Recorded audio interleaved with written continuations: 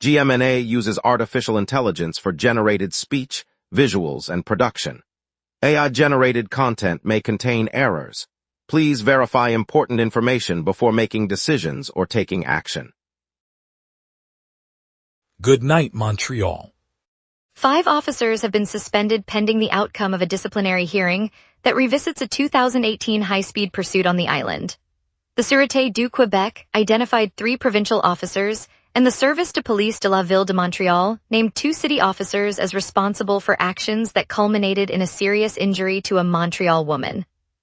The pursuit, which involved reckless driving through residential streets, ended when the suspect's vehicle collided with the victim's car, leaving her with critical injuries.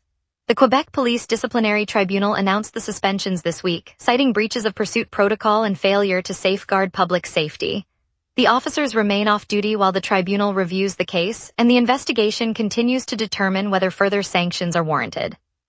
The decision arrives amid ongoing public debate over police chase policies across the province.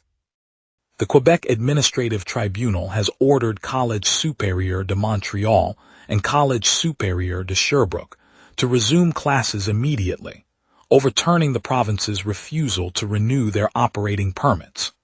Both institutions had been barred earlier this year after the government declined permit renewals, prompting the colleges to appeal.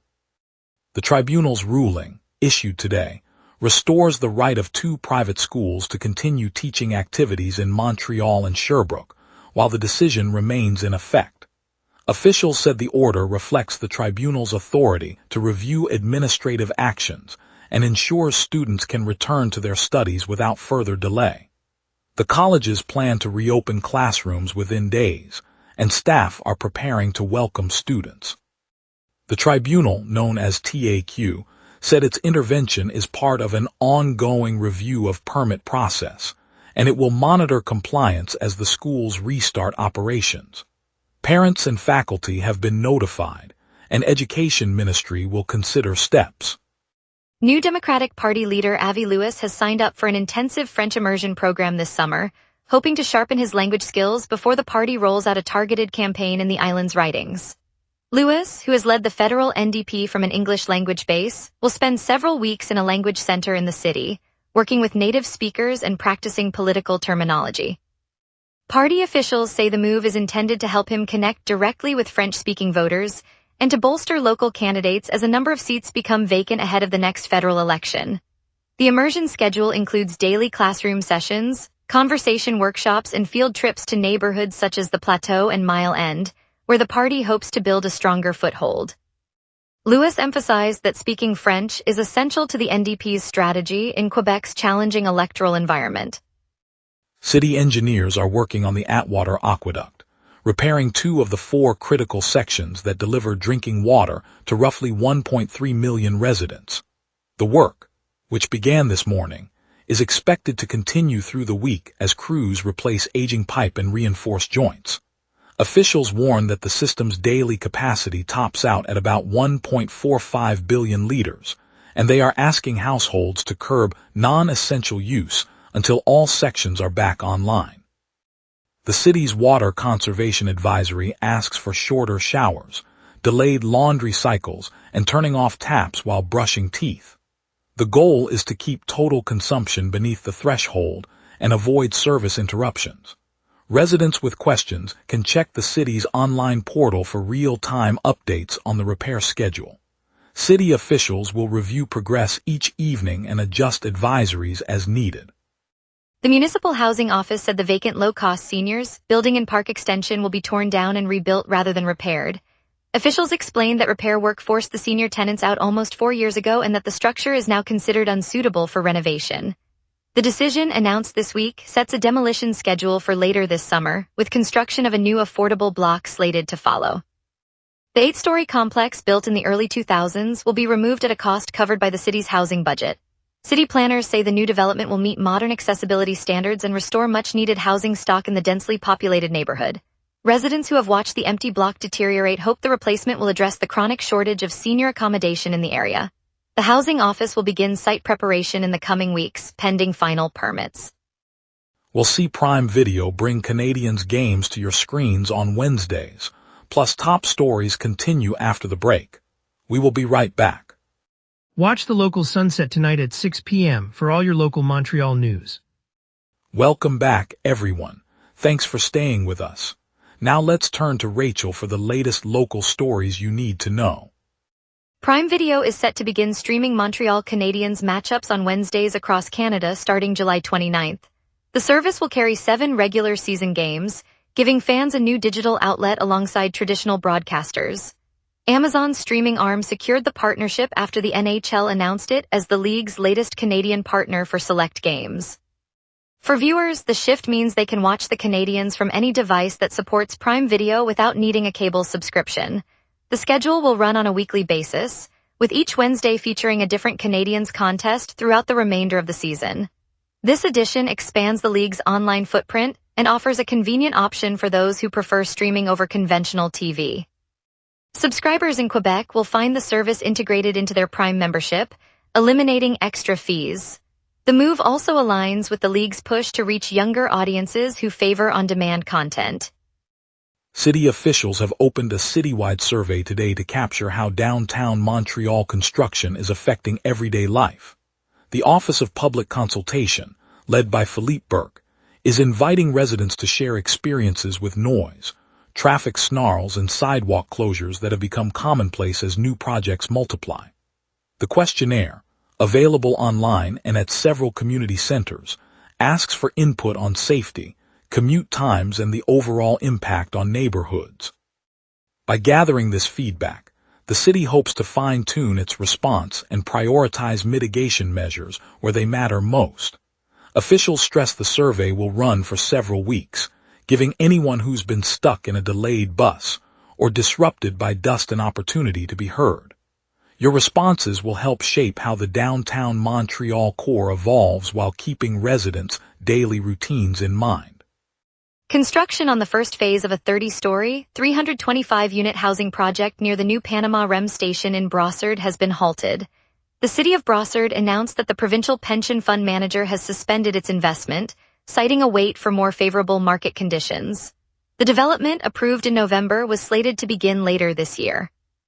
With the funding pause, work on the tower and associated units is now on hold, delaying the anticipated addition of housing near the transit hub. The 30-story tower was designed to contain a mix of rental and ownership units. City planners had projected the development would add to the local housing supply and align with transit-oriented growth goals. City officials said the suspension leaves the project without the capital needed to move forward, leaving the timeline unresolved. Mayor of Laval is pressing provincial and municipal officials to approve a further stretch of Montreal's Orange Metro line beyond its current terminus in the city. The mayor argues that extending the line deeper into Laval would deliver a service 10 times more efficient than the province's third major rail link, positioning the project as a high-impact solution for commuters. He says the added stations would cut travel times, ease congestion on busy roadways, and support growing residential neighborhoods. The push comes as the existing Orange Line already ends at the northern edge of Laval, leaving many riders to rely on buses for the final leg of their trips. Officials are being asked to review the proposal quickly, with the mayor emphasizing the economic and environmental benefits of a faster, more connected transit network for the region. The Provincial Health Ministry warned residents to favor locally sourced fruits and vegetables after a sharp rise in cyclosporiasis cases. Between May 1st and July 21st, health officials recorded 140 infections compared with just 40 cases during the same interval last year. The parasite, typically transmitted through contaminated fresh produce, can cause prolonged diarrhea and abdominal cramps, prompting concerns for families and food service workers. Officials explained that domestic farms adhere to stricter irrigation and handling standards, reducing the risk of contamination. While the outbreak remains under investigation, the advisory encourages shoppers to check labels and seek produce grown within the province. Local grocery chains have begun highlighting Quebec-grown items on their shelves, hoping the visibility will steer consumers toward safer choices. Health authorities continue to monitor the situation and advise anyone experiencing symptoms to seek medical attention promptly. Now let's get a look at your night forecast with our meteorologist, staying ahead of the weather. A low-pressure trough nudging higher fuels tonight's lingering fog, while the jet stream sets up tomorrow's dry spell. On this date, Montreal's thermometer once climbed to 31.4 degrees in 2025, a blistering peak that arrived during an unprecedented heat wave across the province. The cold counterpart fell to 13.9 degrees in 2017, a sharp dip that followed a lingering Arctic front. By contrast, today's climate normals sit near 22 degrees for the high and 19 for the low, underscoring how today's mild 24-degree high sits comfortably between those extremes. Right now, the radar loop shows a thin band of rain-laden clouds drifting eastward across the South Shore, peaking around 10 p.m. and fading by 11. The Echo is moving at roughly 20 kilometers per hour, steered by the southwest jet that sits at 5,700 meters. By the time the band clears, Montreal will sit under clear skies with the fog beginning to lift. At 11 p.m. the city sits in light fog, temperature 21 degrees, humidity 96%, and a low-pressure system that is slowly rising. The jet stream overhead blows at 61 kilometers per hour from the southwest, providing the upper-level push that will usher in drier, more stable air through the night. Winds are light, 3 kilometers per hour from the southwest with gusts up to 15 kilometers per hour from the south, so feels calm. UV index 3 remains low as night deepens. A severe thunderstorm watch blankets the island and surrounding municipalities, and rainfall warnings persist for Rawdon and St. Adèle, so remain alert to rapid downpours despite the current calm. Conditions will remain dry through the early morning, with the fog lifting as the high pressure builds. Wednesday brings a high of 24 degrees and a low of 18, overcast skies, and a 50% chance of rain as a weak frontal boundary slides in. Thursday clears dramatically, high 26 degrees, low 18, clear skies as the jet stream arches northward and high pressure dominates. Friday stays mainly clear with a high of 27 degrees, low 18, and only a 20% chance of rain as lingering sunshine fades. Saturday returns to overcast conditions, high 27 degrees, low 20, as a shallow low drifts eastward, bringing cloud cover. Sunday ends the stretch with overcast skies, high 24 degrees, low 19, and a 50% rain chance as the next trough approaches. The pattern swings between dry, sunny intervals and brief, cloudy periods, offering a textbook view of summer's push-pull between the jet stream and surface lows. And that's your weather. Remember, the wrap is also available as a podcast. Listen anytime on Apple Podcasts or wherever you get your podcasts. Traffic's moving smoothly downtown. Today's Chamber Spotlight highlights business growth, and our Canadians are in season with the trade. We will be right back. Watch the local sunset tonight at 6 p.m. for all your local Montreal news. And now here's Jason with sports. Montreal hockey moving fast on both sides of the puck this summer. The Canadiens have reshuffled their forward depth, sending Sean Farrell to Anaheim in exchange for 23-year-old Sasha Pastujov. Both players are restricted free agents, so Montreal still controls the negotiation. The Canadiens are betting Pastujov, a former third-round pick, has more upside to unlock than what Farrell offered on this roster.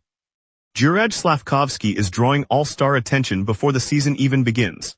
NHL.com has him projected for Team World at the 2027 All-Star Game, and after back-to-back Olympic tournaments where he announced himself on the world stage, that recognition is earned. The expectation bar in Montreal keeps climbing. The Montreal Victoire are building something serious on the forward lines. They have signed 36-year-old Michelle Carvinen to a one-year standard player agreement. Carvinen was a first-round pick by Vancouver, and that pedigree matters. A player with her experience sharpens a young group and raises the compete level every single practice. On St. Laurent Boulevard, just beyond the bustling cafes, families gathered as clouds rolled in, turning the sky a deep slate. The city's weather service issued a severe thunderstorm watch, warning of heavy rain and flash flooding, but the neighborhood turned the forecast into a moment of togetherness. Children splashed in the first puddles while their parents set up tarps over market stalls, and a group of volunteers from the local community center handed out bright rain ponchos to anyone passing by. At the corner bakery, owner Marie Claude opened her doors, offering warm croissants and hot chocolate to strangers huddled under the awning, the scent of butter mingling with the fresh scent of rain. When a sudden rush of water threatened the nearby bike lane, a handful of cyclists formed a human chain, guiding cyclists safely to higher ground. The simple acts of sharing a drink, lending a hand, and laughing under the storm reminded everyone that Montreal's heart beats strongest when the weather turns gray. We'll weather this together, just as we always have. On a crisp Saturday morning along the Canal de Lachine, the mist still clinging to the water, a small crowd gathers beneath the old railway trestle. A mix of retirees in weather jackets, a teenage girl with a bright orange rod, and a family from the plateau spread a faded blanket beside the railing. The scent of fresh coffee mingles with the river's earthy perfume as they cast lines into the slow-moving St. Lawrence current. Among them, a retired schoolteacher named Marie pauses to show her grandson how to unhook a silvery pickerel, her hands steady despite the chill. The boy watches the fish's flash of scales, then with a gentle nod releases it back into the river, its tail flicking a brief arc before disappearing downstream. A few meters away, a local artist sketches the scene, capturing the quiet camaraderie in charcoal strokes. What began as a casual pastime has become a modest revival of community stewardship, drawing neighbors together over shared patience and the simple thrill of a tug on the line. It's a quiet testament that the city's waterways belong to everyone. Thanks for joining us, Montreal. Today's highlight was the Prime Video deal bringing Wednesday Canadiens games straight to your screens. Stay tuned for more stories tomorrow, whether it's city updates or provincial news. We'll see you back at the wrap at 6. Good night and stay safe.